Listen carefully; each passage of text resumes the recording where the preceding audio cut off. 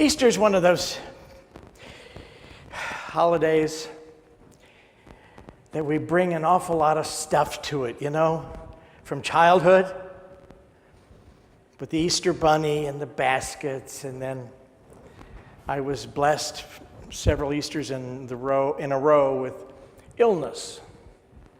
It was very bizarre, but I sort of liked it. This is the old days. Remember when everybody had measles, mumps, chicken pox? Had them all at Easter. Now, how did that work? Well, I got out of school, right? I got out of school and got to watch all those Jesus movies, those Easter movies on television, in black and white. And I think the TV was about that big.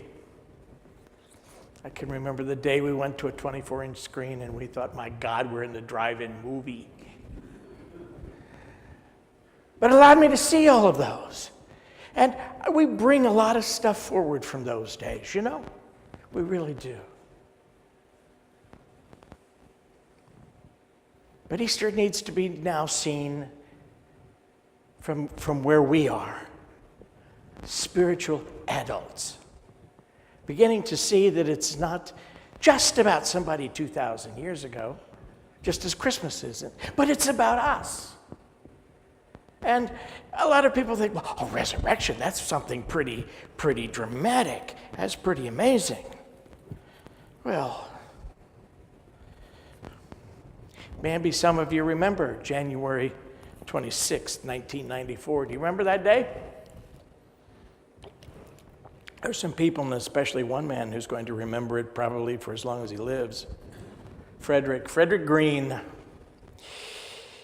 Frederick Green was found stiff, cold, on the bedroom floor. When the neighbors called the police, they came and they noticed that there was 2 weeks worth of mail. Whoops. He was stiff, he was cold, and approximately 2 weeks stiff.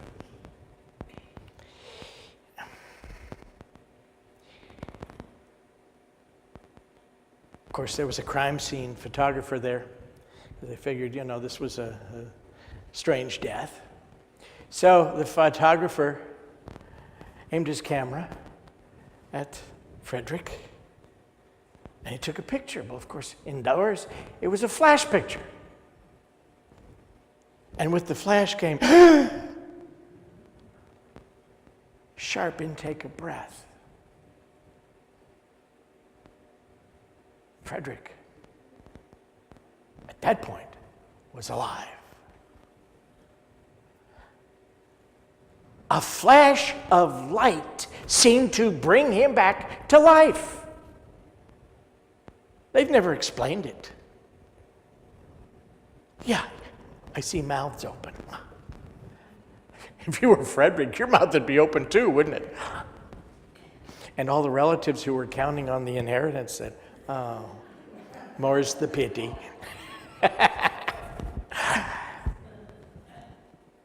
Resurrections happen all the time.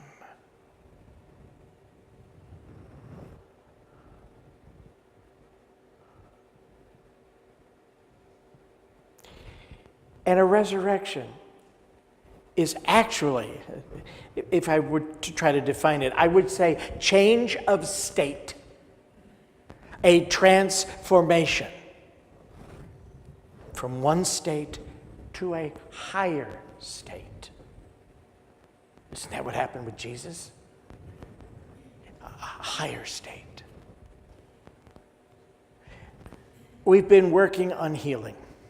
We've been working, trying to come to an understanding and an awareness of what spiritual healing is and how in the world it works for us. And I know some of you have been working really hard with it.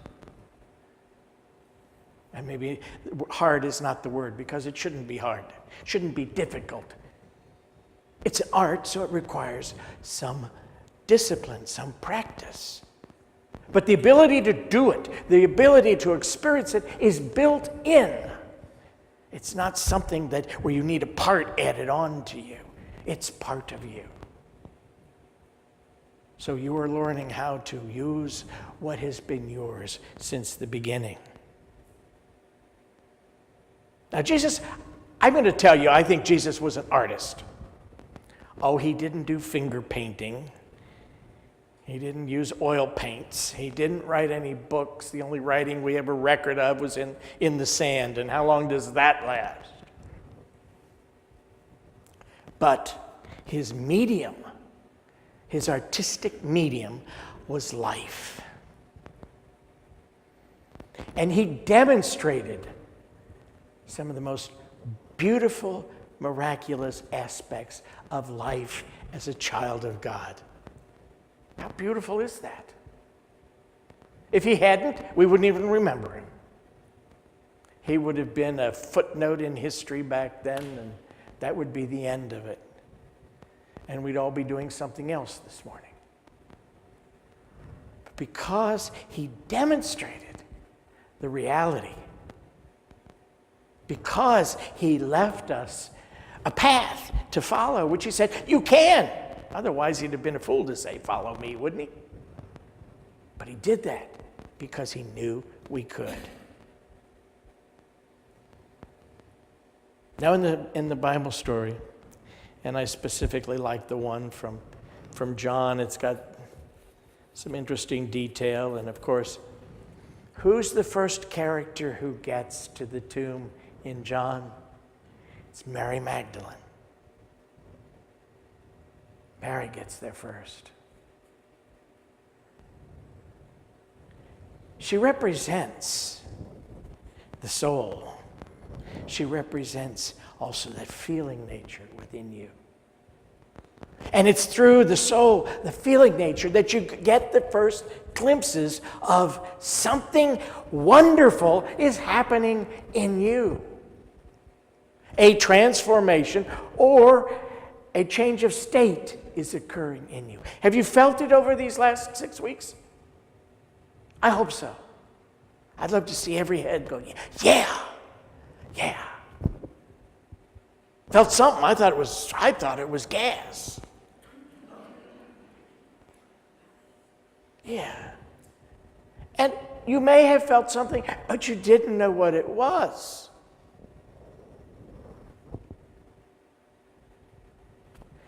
She is that wonderful emotional nature that gets the vision. Her first reaction is, where's Jesus? They have taken away my Lord. Things look different to her. All of a sudden, he doesn't look the same. She mistakes him for a gardener. That would have been normal for there to be a gardener in that garden region. You know, there's an old story in the Holy Land that the gardener was there, and they spirited off Jesus' body just so all the people wouldn't come and trample their cabbages in the garden. She didn't at first recognize him because of that transformation, that change of state, that new light that shone through him. Haven't people looked at you at various times and said, what did you do? Did you change your hair? Did you go on a diet? They don't know what to call it. But what they're seeing is something that happened inside. The light coming from you, the new radiant energy coming off of you. She didn't recognize it at first.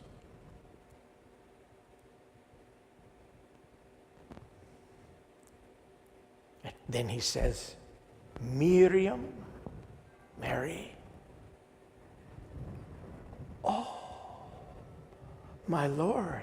And she reaches out to hold him. Now, at that time, in the Middle East, it would have been totally inappropriate for a woman who wasn't related to a man to grab him like that. You didn't hug another man unless he was a relative. But he's saying, well, don't hold me now. Don't keep me in your previous concept of what I stand for, what I am. As you become aware of that divinity within you, don't hold it to what it seems like right now, because it is so much bigger, so much more. There's so much more to grow into. Oh, you work with spiritual principle and you get a healing of this or a healing of that. But there's so much more.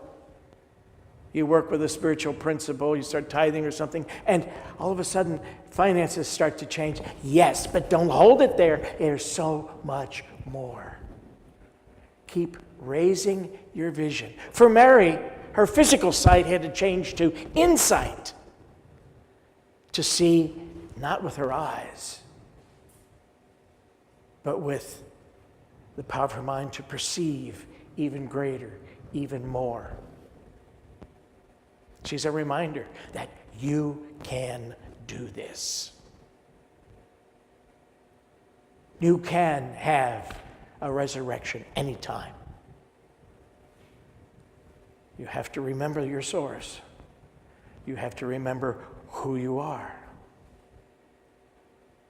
Not just a human being, not a worm of the dust, but God's beloved child in whom God is well pleased.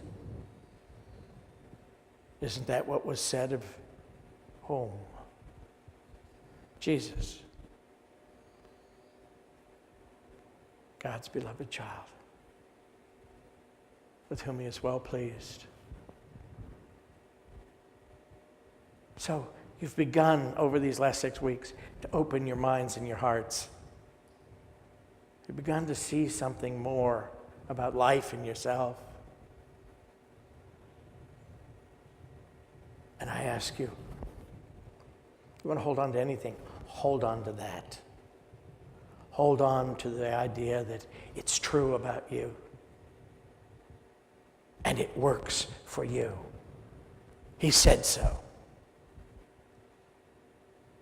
If you do the things. Not just hear my words, but better are ye if ye do them.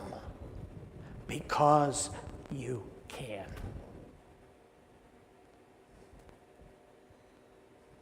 Now,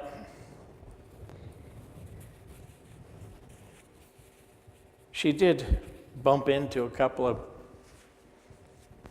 well, I was about to say a couple of guys there at the tomb, but they were angels, right? Yeah. When's the last time you bumped into a couple of angels? I usually tend to bump into them one at a time. And what did they say? Do not be afraid, for he is risen. Maybe in this process, this healing process, somewhere along the line you got scared. Maybe it won't work. What if this doesn't work? Be not afraid. He, that Christ in you, is risen, is rising even now in you, filling you with the life, the love, the intelligence, the substance, the health and wholeness that is God. Be not afraid. One of the things we have to do is be willing to let go of, well, our previous ways of being in the world, thinking about ourselves as fragile, as vulnerable. All of our human negative concepts about life, about the limits of life, about what it takes to heal and about what can't be healed. Tell Frederick Green. Tell him whatever he had can't be cured. We don't know any cure for death, do we? Except resurrection. And he did it. 2 weeks is a long time. You don't survive 2 weeks without water. Just imagine 2 weeks. Let go of those limitations that we hold in our minds and then open our minds to God's will. Oh, and you remember God's will, right? God's will is for absolute good. Means life and health and wholeness. Not just some, but the allness of life, the allness of health. Completely whole. At no time did Jesus in his work ever say, well, be thou made better. Never. Be thou made whole. Because what God does through Jesus, through you, through Christ in every one of us, God does completely. God's not a halfway worker. Boy, I said that clearly. And then accept God's will for you. That it is God's will for you to be whole, well, free. And healing can mean anything, physical, mental, situations in life, conditions. It's all healing. Become unified with God's will so that God's will and your will are one will. What a beautiful way to be, isn't it? Yeah. This is your Easter. This is your resurrection. And don't be scared by the cross. It merely is a symbol of crossing out, releasing and letting go all of those things. Well, why would you let them go? Well, because they don't serve you anymore.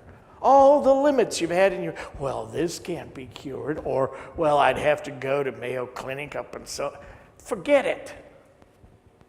Let God do its work in you and through you.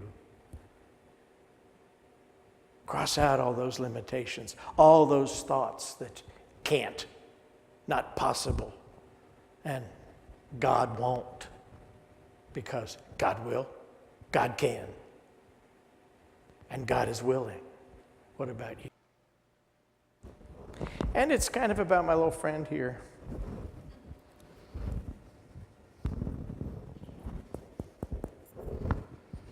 That's a beautiful thing. That is a very beautiful thing. Even has a navel in it. Do you see it? Actually, that's a cork I put in there.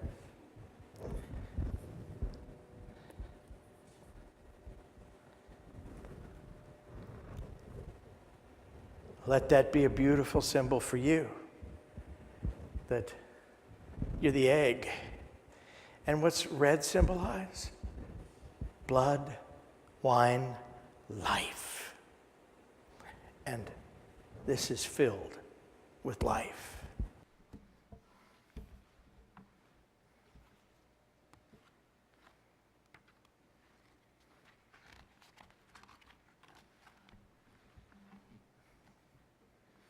I share with you the story of the red egg. It has a couple of characters.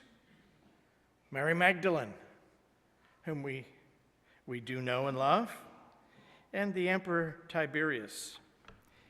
Tiberius, at the time that this story takes place, Emperor Tiberius was already an old man. He no longer lived in Rome. He had other people there to rule much of the empire for him. However, he had a villa on the island of Capri, which I understand is beautiful.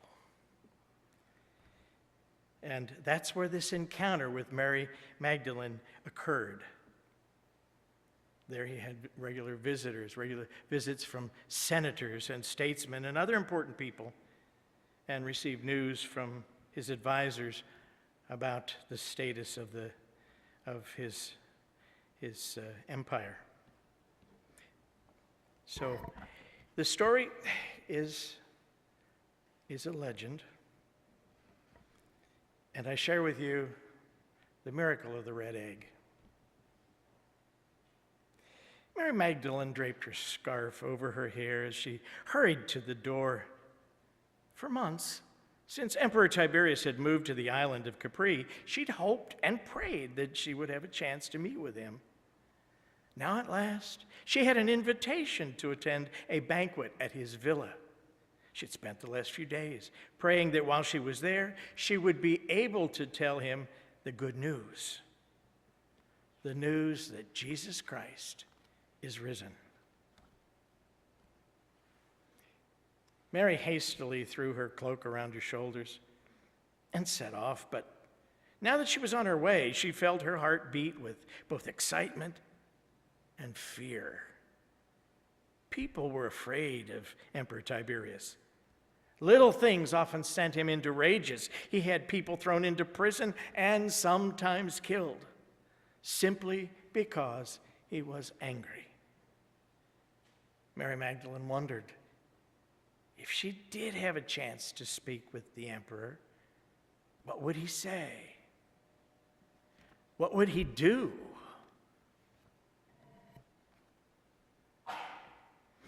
Mary hurried along the street. She marveled at the beauty around her, the majestic cliffs along the shoreline, vineyards and olive trees making beautiful counterpane patterns in the landscape, and hills jutting up toward the brilliant blue sky. As she breathed in the salty sea air, she felt her worry ebb away.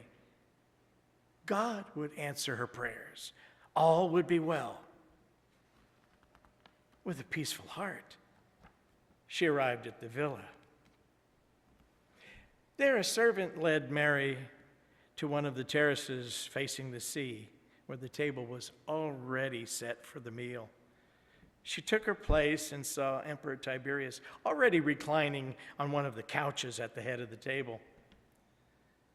Servants began to carry in dish after dish, overflowing with the most wonderful foods: basket of sweet, juicy grapes, bowls filled with delicious nuts and dates, meat and fish and cheese and eggs, and all sorts of honey cakes and sweets.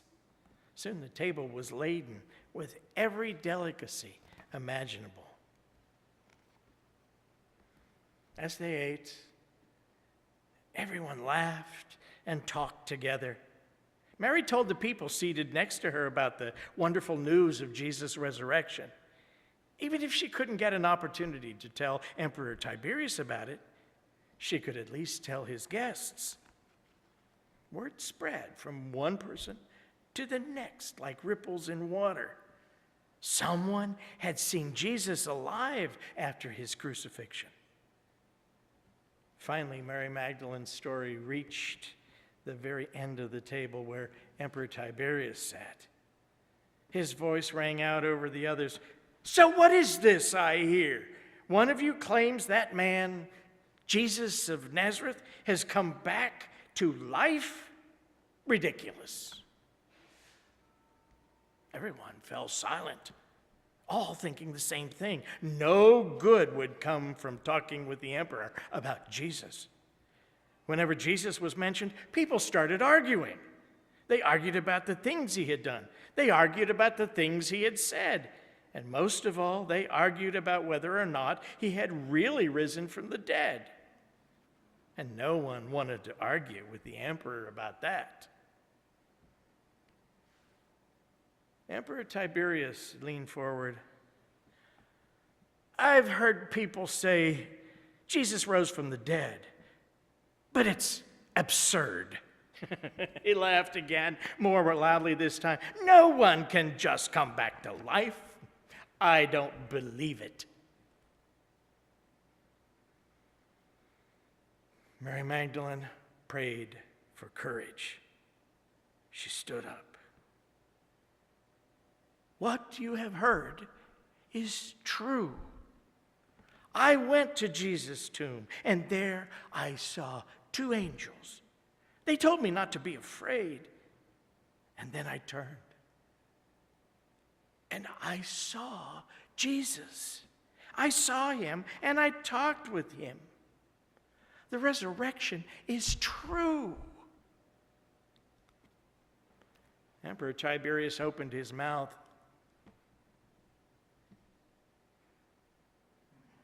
But no words came out. Mary Magdalene saw his face turn red, and then redder. He slammed his fist down on the table so hard, the dishes rattled. "It cannot be true," he shouted. He grabbed an egg from the table and jumped to his feet. "Do you see this egg?" he said. He strode around the room, shaking his fist. "I declare," he said, "that Jesus can no more have risen from the dead than this egg."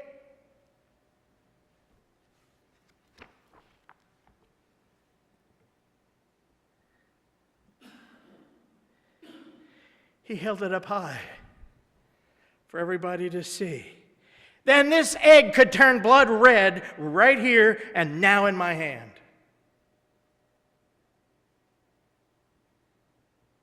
He glared at his guests, but they were not looking back at the emperor. They were staring at the egg.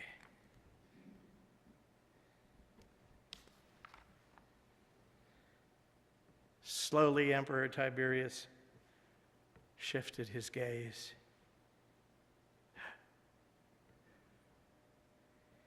He gasped, and his face turned white. There was the egg, deep, rich red for all to see. It was a miracle of a red egg proclaiming that Jesus truly was risen from the dead. Slowly, ever so slowly, he set the egg down on the table and backed away.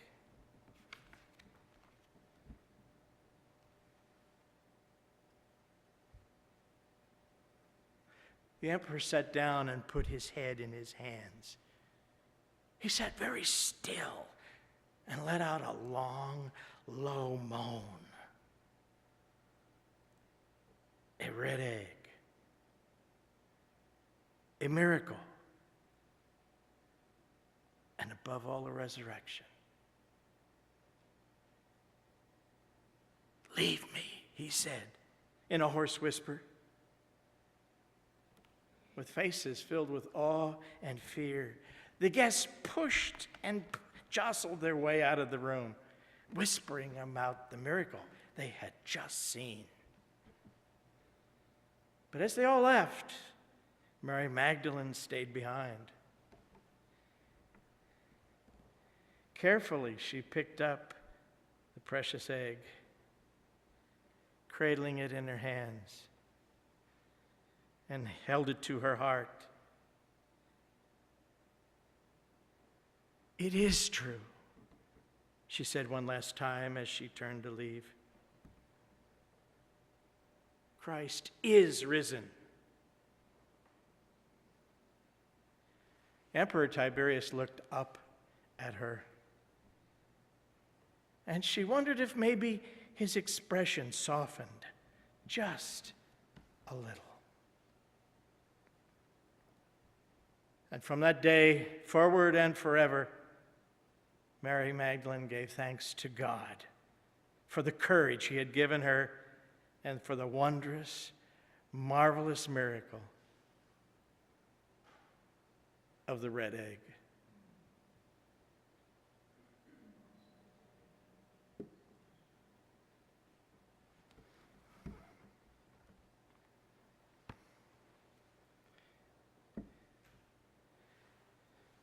The question I propose to you is very simple.